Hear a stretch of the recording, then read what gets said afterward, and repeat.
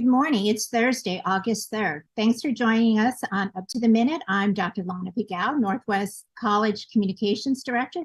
And with me this morning is Dr. Darren Baskin, Director of HCC's Quality Enhancement Plan, who's going to tell everyone how to find us. Good morning, Lana. How are you? Good morning. I'm great. How you doing? You staying nice and cool? It's I gonna am be trying. 100-something day. Whew. These days are taking me out, I tell you. I'm telling you. So, hey, so we're live on Houston Community College District's Facebook page, not the HCC page, and we're also on YouTube.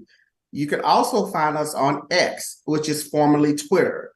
We're also on LinkedIn, and get this, HCCTV at noon, 5, and 10 p.m. Monday through Friday. You can find us everywhere. Fantastic.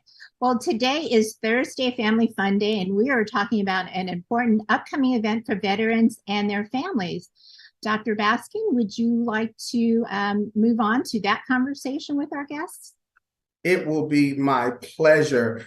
I first want to introduce our two guests. We have Dr. LaShondra Jones, who is the city's Office of Veteran and Military Affairs, and we have Miss Emily Winfield of the VA's Community Resource and Referral Center. Welcome to the show. Thank you. Thank you for having. Thank you. Yes. And just for full disclosure, I just want both of you guys to know that I am a veteran myself. So I appreciate all the work that you guys do to support our veterans in their endeavors to get their education, to get their housing, to get their medical, and to just be productive citizens of our country, since they gave a lot for the country. So thank you for the service that you have done. Absolutely. Thank you. Thank you. So we're excited to learn more about next month's event called Houston Stand Down. Now, I did a little research on this to see what I can find myself, and I have a little bit of an idea, but you are going to give us the rundown, and I'm excited about that. So, LaShondra, let's start with you. Absolutely. Again, thank you. I'm sorry, go ahead. No, you please. Okay. Again, thank you for inviting us to be a part of this. Anytime we have an opportunity to get the word out, spread the word out about some things that we're doing here in the local Houston veteran community, we're always grateful and thankful for anyone who's on social media, anyone who's doing a podcast, whatever it is, to help us get the word out, because we do understand that not everyone goes to the VA. So we want to make sure that people who aren't going to the VA are aware of the resources in the community, and we like to invite everyone to come to the VA to register and basically get your benefits, get your health care, get everything that you worked hard for while serving in the United States Armed Forces. One thing that I do want to mention is that this upcoming event, or anything that we do, is not just for those who have served, but those who are also currently serving. Quite as it's kept, although we're not a Norfolk, Virginia, or we're not a San Diego, or even a San Antonio, Texas, but we still have a fair amount of those who are still here actively serving in the Houston, Galveston community area. So any event that we have, including this one, we invite them to come out to find out about the resources, whether they're currently serving and about to transition, or whether they're just currently serving and just need to know what's happening and what's going on in the community. So we're always excited to invite them as well, because one day they will be a veteran and they'll take off that uniform and they'll want to know about what's happening, or what resources are there for them. So we're always excited to share the word with them as well. So the Houston Veterans Stand Down. So this is something that's been going on across the country, actually, for over 30 years. It actually started in San Diego as a response to what was happening on the streets of San Diego. There's a couple of naval bases. I actually was stationed out there at Camp Pendleton in the Marine Corps. So they were starting to see an influx of those who were becoming homeless after honorably discharging from the armed forces. And so their call to action, the response to that, was to have a stand down to make sure that there are resources that are there to assist those who are finding themselves on the streets, in the cars, couch surfing, basically unhoused. So it continued across the country. So it's a national thing. It's not just here in Houston, it's all across the U.S. And Houston is proud to say that we've assisted in this way for 30 years. So this year, September the 8th, we'll be celebrating our 30th year. Of course, for a few years, we weren't able to do so because of COVID. So it's been a couple of years since we've been able to actually host and assist in having this event. But this year, September the 8th, that's what we're going to do. We're going to make sure that we're getting the word out and letting people know that we're here to help you, whether you're housed, unhoused, looking for resources, or just want to come and volunteer. Oh, and you bring up a great point. And I think that's a good volley to Emily when you talked about veterans that are unhoused, because I do believe that Emily's responsibility is with the VA Homeless Veterans Comprehension Program. Is that correct? That's correct. Yes. So the work that you do is invaluable. It's invaluable. I appreciate that type of work because you're doing the work that your job should not exist. I'll start with that. And so the work that you do is definitely work that is necessary. So please tell us a little bit about that. Well, I appreciate you saying that. Yes, this is a team approach. And so within the Houston VA for the Veteran Homeless, the comprehensive program, we work together to try and help our veterans with whatever resources they have to help them be stable. So as veterans, whether they're coming out of the military, they've been a veteran a long time, we want to connect them to resources. They're a very important part of our community, and we want to make sure they're linked to all the resources possible. So we have our HUD-VASH program that works with Section 8 vouchers to give a veteran a voucher so that they become stably housed. We have our outreach social workers who will go right out in the community, talk to our veterans, meet with them, get all their paperwork, help them with it so that we can pull them into the VA, get them into a housing. We have our case managers that will go into the homes and work with these veterans on, hey, let me get you some food. Hey, let me get you some employment, and kind of walk them through. So we want to make sure we're getting them off the street, getting them linked to the resources, and then working with them through their transition for the next, 2 to 4 years, or whatever their plan entails, to make sure that they're a contributing part of our community again. So we are always looking for innovative ways so we can connect to our veterans and make sure they come in. So as Dr. Jones stated, some of our veterans don't want to come to the VA. So, hey, we've dealt with that by we created the Community Resource and Referral Center. Once our building opens up, veterans can come right here to the CRSC, and they'll be able to get connected with healthcare, housing.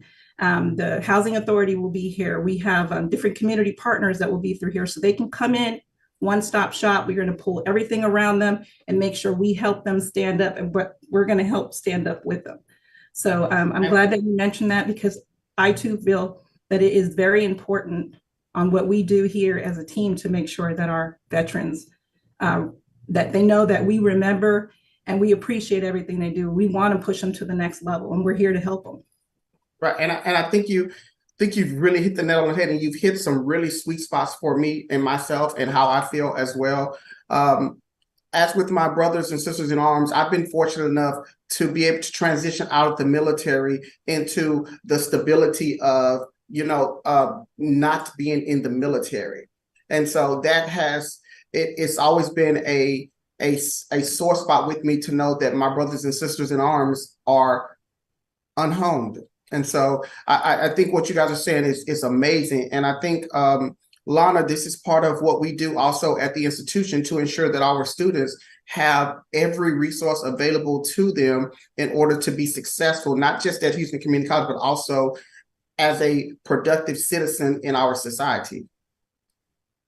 Yeah, it's very, very important. And our veterans need to know that we have specific veteran department to help them transition into some type of workforce program or into academics. I've got to tell you, my dad's a veteran, and he used the VA, the GI Bill, to get his college degree, and it was fantastic. And the resources for veterans, it's so important that they know. I can't tell you how many houses my parents bought with $1 down because my dad was a veteran, or is a veteran, I should say.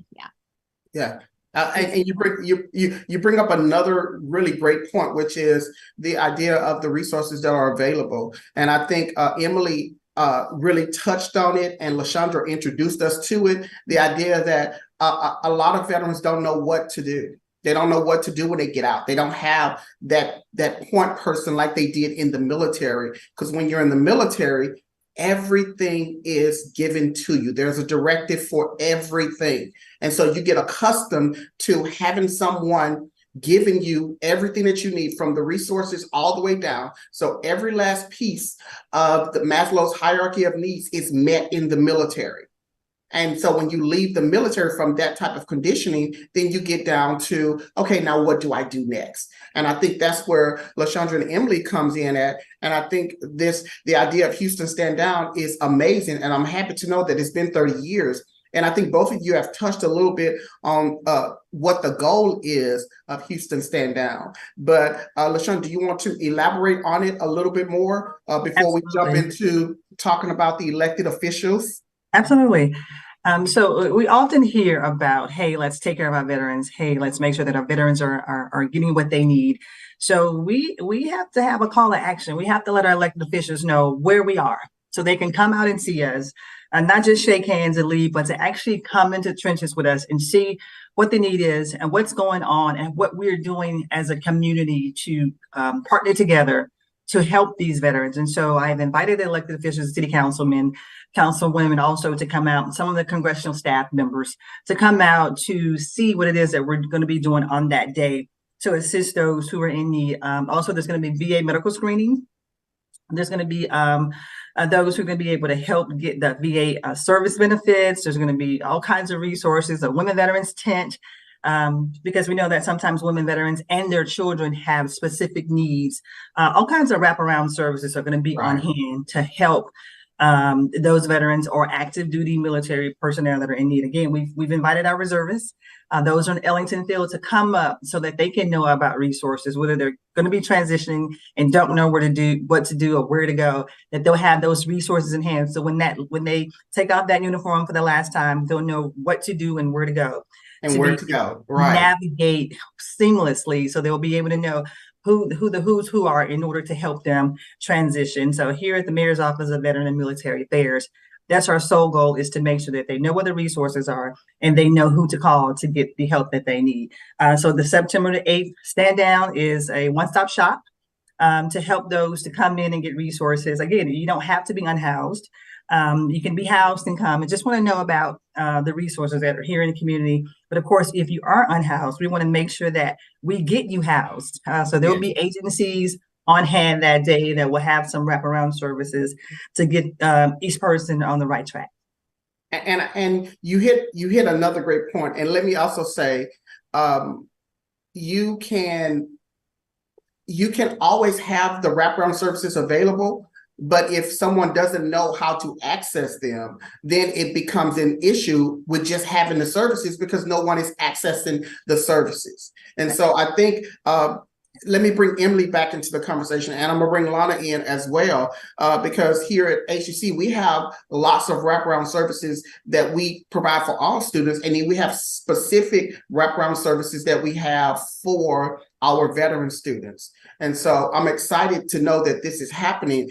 So Emily, what's your role with the VA? You're the program manager of the Community Resource and Referral Center. So what are some of those wraparound services that are going to be available for our veterans at the Houston Stand Down? Okay, I'm glad you asked. So several of the resources are available, like Dr. Jones said. There will be medical, our HPAC staff, which are dealing with veterans that come in, our homeless veterans, or unhoused veterans, as we like to also say, that can come in and get services, medical services. They can get vaccinations. They can come in and be seen by a provider if it's something that can be handled there. If not, they can get appointments scheduled for them. They can meet with different SSVF community partnerships, which can help them with rental assistance. They help with deposits for apartments. Our staff will be there, so our outreach, so they can come there and they can put in their information so that we can do intake screenings with them to see if they qualify and what services do they qualify for. The food bank will also be there, so that will be another point where they can get set up for food, the food stamps. They can also apply for food stamps. I believe Red Cross will also be there We have the benefits, as Dr. Jones said, benefits will also be there to help the veterans apply for benefits, because they don't know. So our goal and what we're partnering to do, and we've been partnering for the VA and different community partners, is to have the veterans come in and be able to be linked to all resources there are that they may or may not know of, so that we can help them in their next transition on their journey to where either before how they were before or to the next level. So that's how all of our resources are going to help. We've also have some, we've had leasing fairs here at our VA, which were very successful. So some of those staff that deal the liaison between housing and the veterans and the housing authority, they will also be on site. So that will be another entity that will be able to help veterans with obtaining housing. So those leases will help with, here's a voucher, let me pull in a bunch of landlords in here, and hey, you can talk to them right on site. And and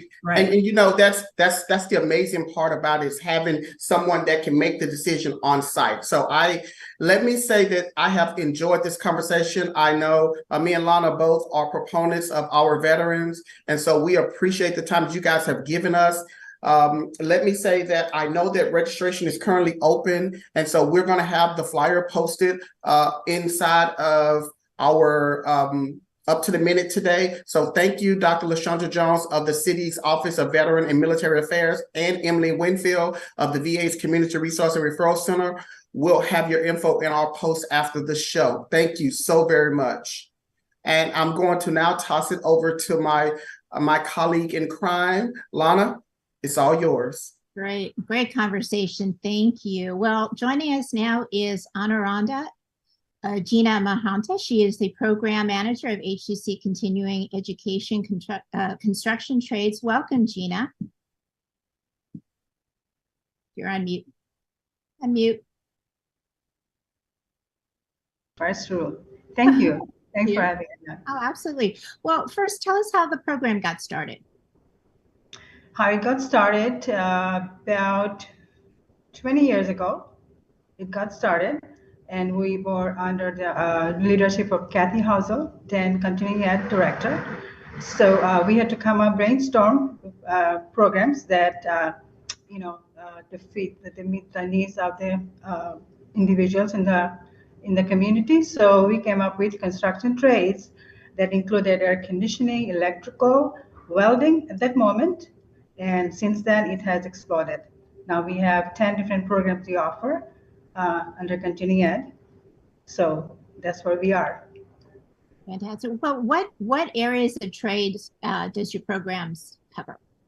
Programs we offer air conditioning, electrical, both are in bilingual as well as in English. Then plumbing, construction framers, which is carpentry, residential construction, AutoCAD, construction project management, and I believe I covered it all. Fantastic. Yes. And solar. Yeah. I'm sorry, solar. Oh, yeah, that's important because that's an area that's becoming very popular.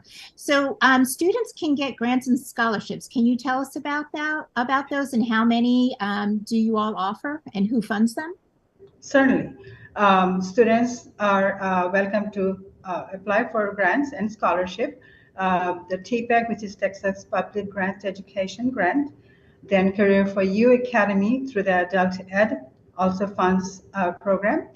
Then WIOA, for Texas Workforce Commission, and we also have other grants with JP Morgan and Black & Decker, to name a few. Yes, those are the ones that cover most of our programs, not all. And some do cover tuition, books, and tools. Some only cover tuition. So depending. Okay. So what do students get out of participating in the program? These are continuing ed education programs are designed for beginners and also, let's say, intermediate who have experiences and knowledge in the fields. They can come and take our classes. Upon completion, let's for air conditioning, they will be receiving EPA certificate and also OSHA 10R certificate that's included.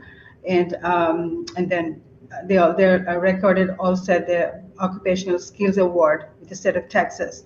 To name a few, yes, air conditioning, electrical technician certificate, air conditioning technician certificate. They are trained, however, then they will be approved by state of Texas for the actual certification, but they're trained with our in our department, so they're prepared for the workforce. Now, what kind of events do you participate to promote your programs? We actually participate in any college, events that is held at other locations, and also our clients, Texas Workforce Commission, if we need to provide and present our programs to the high schools. We reach out to high schoolers, mostly juniors and seniors, would be interested in the trades, vocational training programs, and as such. Right. Now, in the post-pandemic world, have you changed the way you teach and deliver your program? That's a very good question. Yes, we have. We had to come up with our, online. We had to come up with our Canvas platform, and yes, we have. And we have continued with some of those ideas, even post-pandemic. So, to include not all hybrid, mostly in person, as since our programs are lab-based. These are hands-on lab-based programs. All of our programs are. So students will have to come in, especially for the lab part, to complete their lab. Mm-hmm.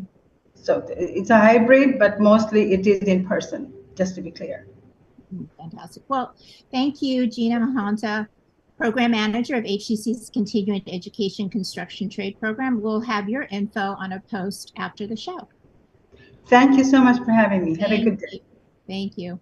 Well, registration's coming up for our fall semester.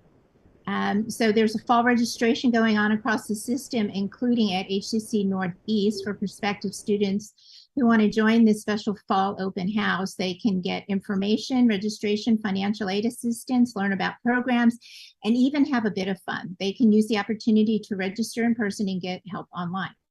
And that's 9 a.m. to 1 p.m. Saturday, August 12th at the HCC Northline campus, and we'll have that information after the show. Great. And let me say, Lana, great interview. I appreciate all the programming that we have here at the institution. So a great job with having the discussion. So highlighting our HCC programs is exactly what we should be doing every opportunity we get. So great job. And so the Instagram One College exhibit will be wrapping up soon. HCC's Instagram gallery, which has served as its walls for an exhibit of studio classes from HCC colleges, will soon come to a close. Viewing link available now through August 14th, and it is free. Anything that is free is always good. So for info, we'll have an email in our post after the show. So we are calling all future Eagles because starting your higher education journey can be intimidating. HCC is hosting virtual information sessions to assist students getting registered for fall. HCC admissions advisors will help students apply, secure eligible financial aid, and so much more. Check our post after the show for details. Okay. And let me also mention that the Police Academy graduation is afoot. It is here. So we want to say congratulations to the peace officers here that are graduating at Houston Community College Police Academy. And we recognize its graduates doing a swearing-in ceremony next week, 7 to 9 p.m., Tuesday, August 15th at the HCC Northeast campus. Check our post after the show for more details. Right. And I'm going to talk about fall registration one more time. It remains open. It's still open, and students can get online anytime. Their classes can get online on a schedule. There's hybrid classes, in-person classes, and hybrid labs. So to learn more about HCC programs, start dates and options to cover, go to hccs.edu/apply. And coming up for Film Friday, Culture Map's film critic returns to talk about such summer blockbusters as Indiana Jones, Spider-Man, Mission Impossible, and what some are calling Barbenheimer. Get it? And we'll spotlight HCC's visual arts program and its work with the Dual Credit Institute. So thank you for joining us. Thank you, Dr. Baskin, and we'll see you next time. It was a pleasure. Bye, y'all. Bye-bye.